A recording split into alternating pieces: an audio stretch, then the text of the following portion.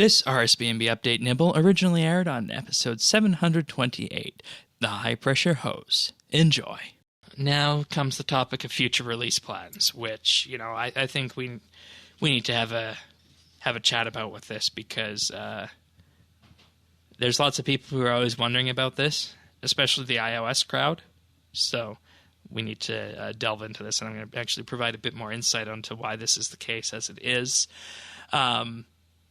The Android members beta will be uncapped in the near future, so anybody who wants to will be able to play it. So, oh, that's awesome. Yeah, so we effectively are going to be having an open Android beta on this. Now, of course, there's the unfortunate side for those of us on iOS. They say they're still developing the iOS version, but it's not in a position where they can release it right now. They're still working on some stability issues, and then focus on the best way to get it into your hands. And based on the way that betas are organized on iOS, it means that they won't be able to run the same kind of beta that they did on Android, and they know that there are many eager and frustrated players wanting to get their hands on the iOS version just as we're eager to give it to you. So it's up to stability right now for that, and that's very important on the Apple App Store. And the reason for this is because the App Store as it is itself on iOS doesn't support betas. You cannot release a beta or a trial app on the Apple App Store. That is just strictly prohibited by Apple, and that's just been the way it's ever been since day one of the Apple App Store. Back in the olden days, what you used to have to do is you could have 100 people beta test your app, but you had to, get them to do this convoluted thing where they would provide something called your device's UUID code, and then you would feed that into the actual app itself, and that would authorize the app, or authorize your device, rather, to run that app. But instead, now we have something called Test Flight, which aims to let people who are developing apps provide a beta experience for them. And, Test Flight is okay. It's not the best way that betas could be dealt with because, when you're dealing with these betas, you want it to be as open as it can be, especially when you're dealing with something that is in a high demand situation like RuneScape is, right?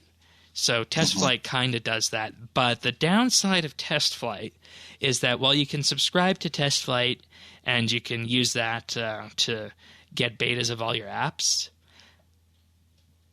an app developer can only provide up to 10,000 Test Flight beta codes. So the iOS beta will be limited at the most to 10,000 people. Yeah, it's not very many. No. So that's the problem that Jagex is up to. And obviously they can't say that here because we know that 10,000 is a drop in the bucket for RuneScape. Yeah.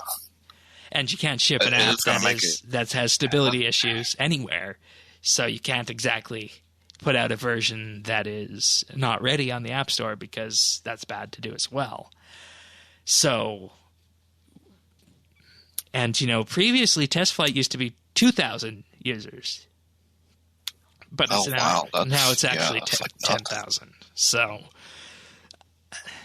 it's kind of iffy on how you want to do this.